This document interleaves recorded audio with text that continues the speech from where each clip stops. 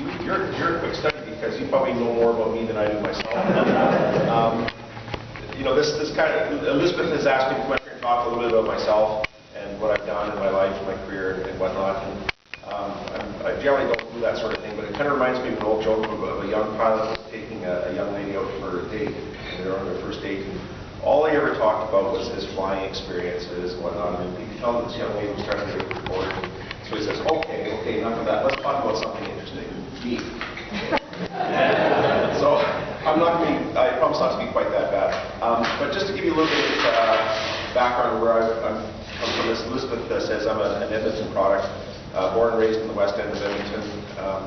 Went to Jasper Place High School, went to the U of A, got an engineering degree, joined the Air Force, flew in the Air Force for a number of years, and then joined Canadian Airlines. You guys all remember Canadian Airlines.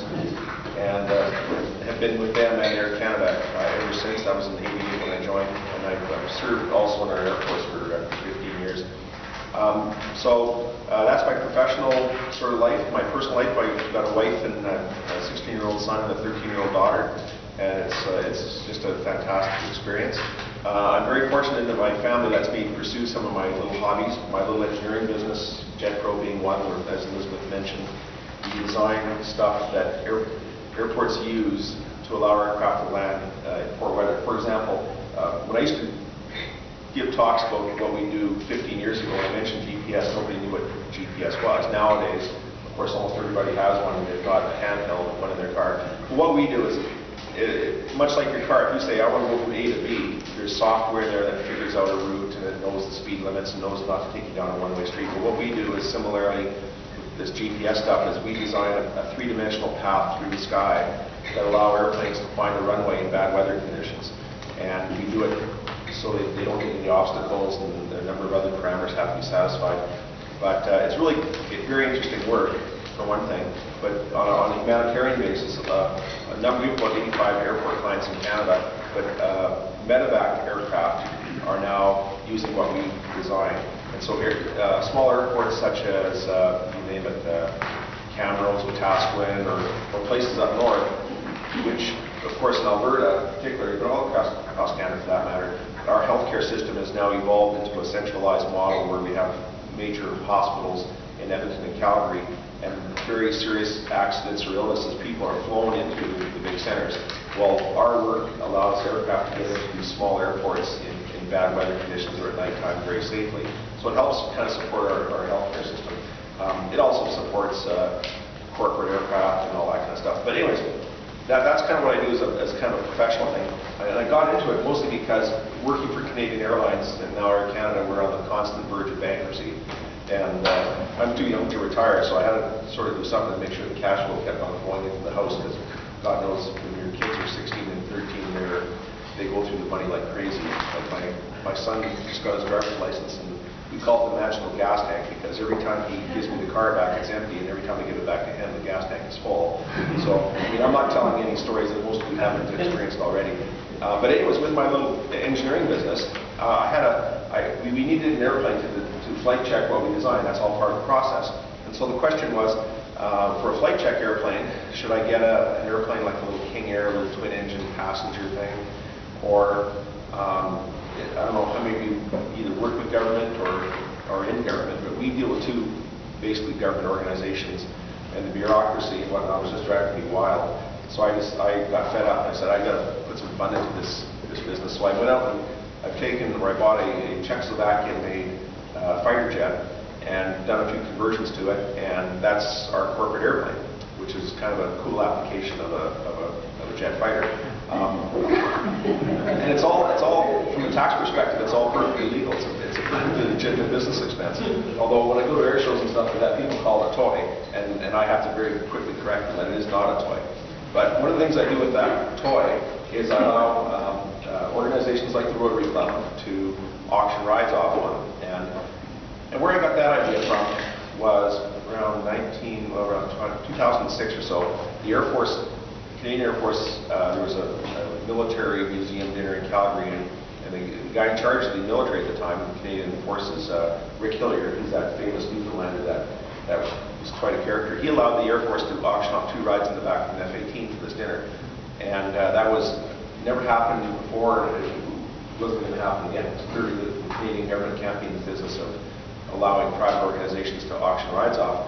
But so I thought, well, geez, I have this airplane, and I've got some extra flying time on it every year I can use, and so why not let? Oh, and by the way, the rides from Calgary went for $25,000 each.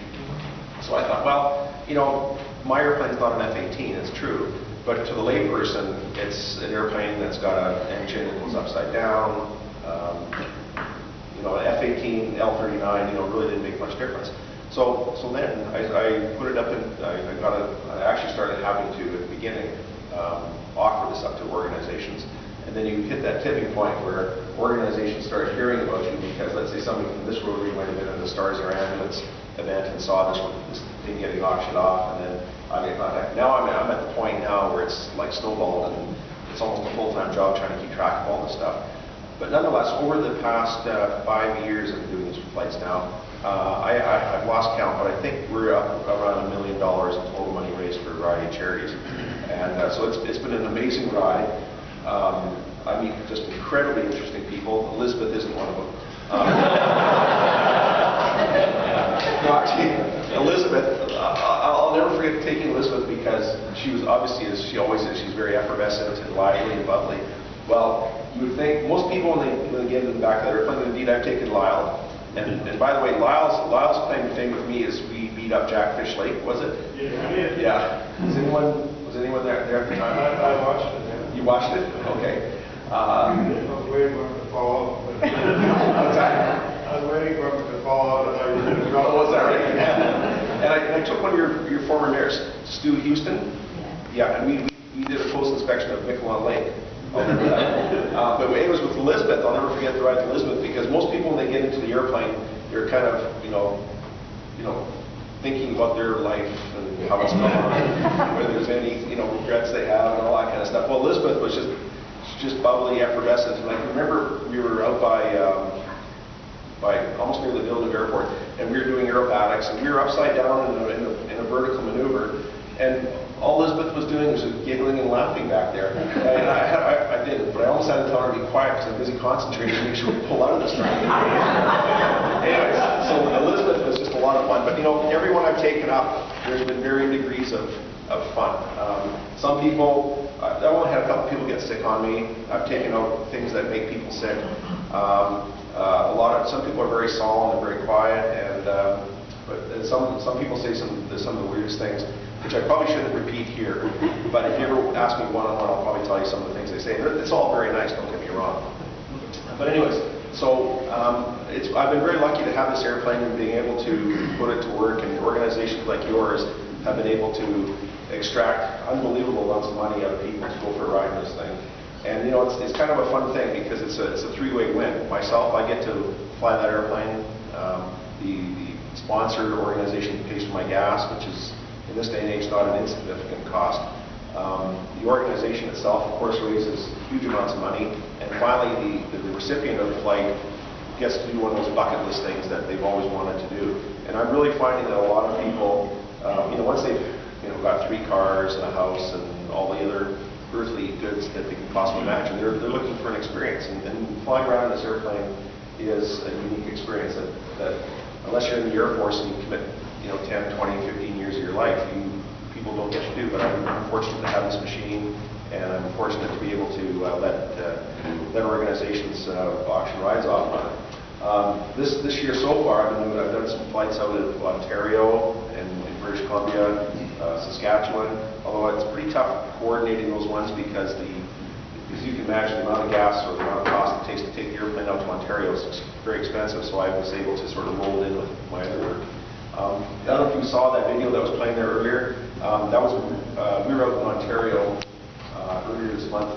There's a living museum called the Vintage Wings Museum. They've restored a whole bunch of airplanes, and they had a formation camp. And in 25 years since I'd flown formation on another airplane, but that was us flying formation on the old airplane is an F-86 Sabre. That was the Golden Hawks. You guys remember the Golden Hawks from way back when. And then there's a Mustang from World War I, or Army II. And a Navy airplane called the Corsair. It was a U.S. Navy airplane. So we were flying formation on those 4 airplanes. And it was a fly past at the Tulip Festival in Ottawa. on May 13th, I guess it was. So that was kind of one of the more exciting experiences. But one of the interesting things about that particular flight, we better play because we're in the gas here. I've got my laptop set up. You want to switch over to this one? Okay. I got a YouTube video here I want to show.